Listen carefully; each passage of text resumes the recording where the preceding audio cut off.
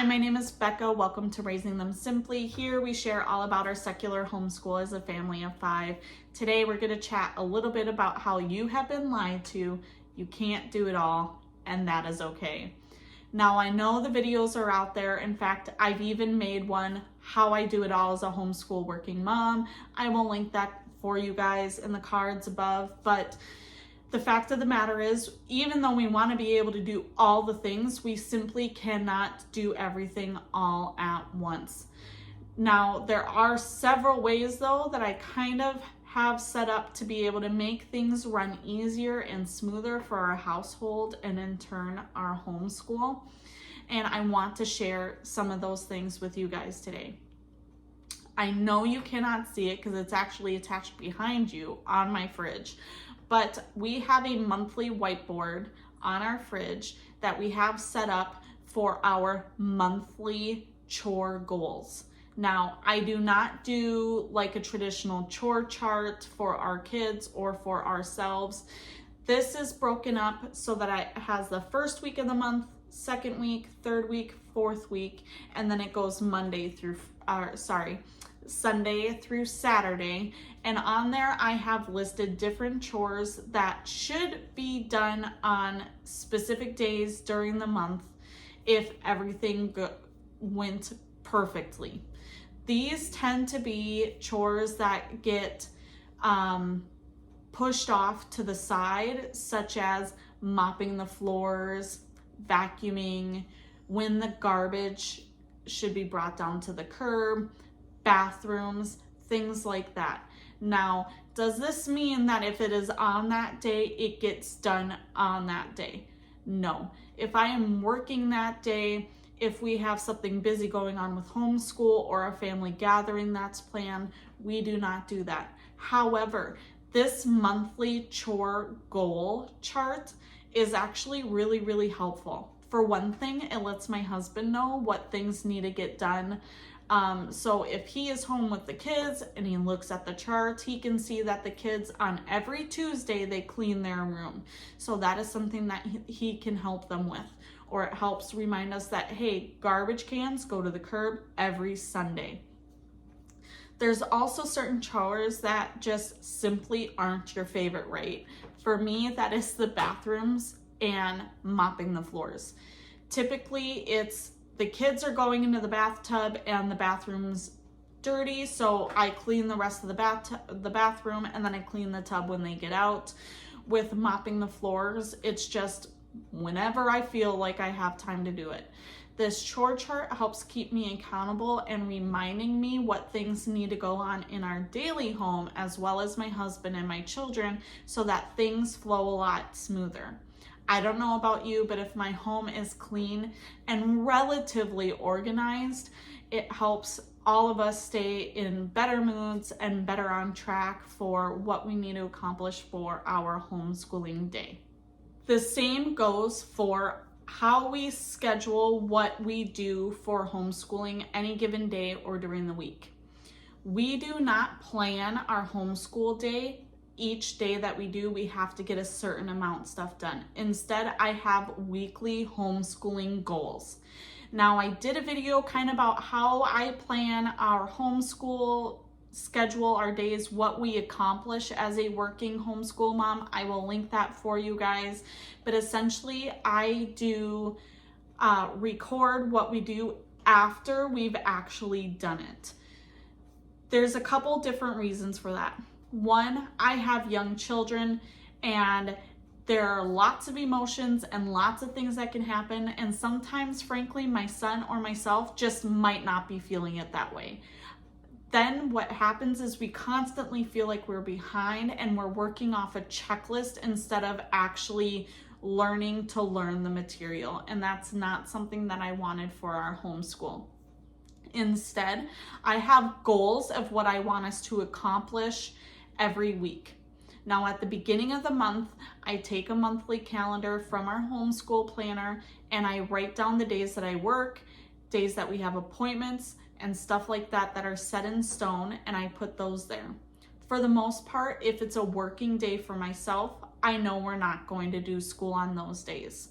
Now, I work part-time, so I work anywhere between 2 or 3 days each week. So I know that it still gives us a lot of time the rest of the week to be able to accomplish school.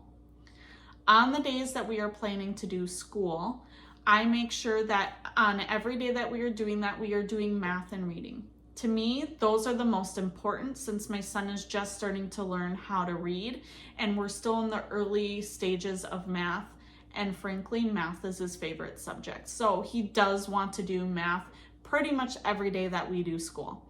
So I know that in a given week, we are going to do 3 to 4 days of school, and on those days, we're going to do reading and math. When it comes to science and history, my approach is, my goal is to do at least one of those subjects each week. Now, this will change as he gets older, but for now, this works really well for us. So I can take a look at the weekly calendar when we spread it out, and I could say, this feels like a really good day. I know that we could do reading, math, and science today, and I will set those things up, and that's what we'll do. Once we've actually finished school for that day, I will record what we do in that day. Not only does this help us, like I said, not feel like we're working off a checklist and feeling like we're constantly behind, it helps us be able to better adjust our schedule for our needs, which is really helpful.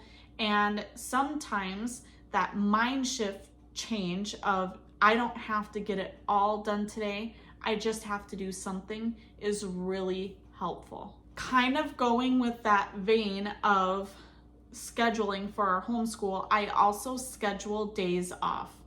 We follow a routine where we do roughly 6 weeks of homeschooling, and then we'll have 2 weeks solid break before we jump into the next one, because we are year-round homeschoolers. That works really well for us. But within that 6-week period when we're doing school, we also have days set up where we do not do school. If we're hitting a rough patch, or maybe we have a doctor's appointment on a certain day in the morning, I will just take that entire day off. Now, this is when it comes to structured book work. We might still do things like the other day we went to a state park in Wisconsin. We did a nature walk. We discovered so many cool things. We walked down to this waterfall. It was beautiful. That counted as our science for the day, but it was not sit down book work. So that is what I'm mostly talking about. I want to make sure that my kids are having time with me as just a mom and not just a homeschooling teacher for them too. And since I work, that is a tricky balance to navigate. So I do make sure that we have that scheduled in there, that we don't do anything on those days for book work, and that is really helpful. For me as a teacher, it also helps me so much get through, because I am working as well as teaching. Like I mentioned, I need breaks just as much as my kids do, and that is really helpful and beneficial. Since I have it set up that way for scheduling, I know that I'm going to get a break on this day, and it is so good to be able to look forward to that, especially on the rough times or the busy seasons for our family. Now, this next one is certainly a struggle for me. I don't know what it is, but that is meal prepping and batch cooking. Now, for the most part, batch cooking is fine. I just make a little bit extra what I'm making for dinner or lunch that day so that it can take us on into the next couple days. But as far as meal prepping, we do not schedule out what we make during the week and then buy all the groceries. It doesn't sound good, so we don't want to eat it, or the food doesn't last, or something happens and it just goes all out the window. But I will say that I have noticed that if we batch cook or meal prep our breakfast, that is a game changer for us and our family. So we've got this huge griddle. We will do 2 or 3 batches worth of the batter for pancakes. We will make them all at once, and once they are fully cooled, we will stick them in Ziploc bags and freeze them. We do the same thing with waffles. We've done breakfast sandwiches, burritos, When we get fruit, we will make sure everything is cut in advance, and that makes not only our homeschool mornings go so much more smoothly, but if the kids need a snack while we're doing school, it's already done. I can just give them one of those. If I'm running out the door to go to work, or my husband, it's already set up. And so for our family, doing the breakfast has been a real big game changer, because I am not a morning person, and the last thing that I need is a crying baby and a toddler and other kids crying because they're hungry. So there you have it. That's what we do for our homeschool to make things run a little smoothly, or rather what we do for our household. If you like this video, give it a thumbs up, leave a comment down below, leave some tips and tricks for what you do for your family to help others on this journey as well in this busy season. Hit that subscribe button. I make videos like this every week, and it is a free way to help support my channel and get notified of upcoming videos. And I will catch you guys next time. Bye.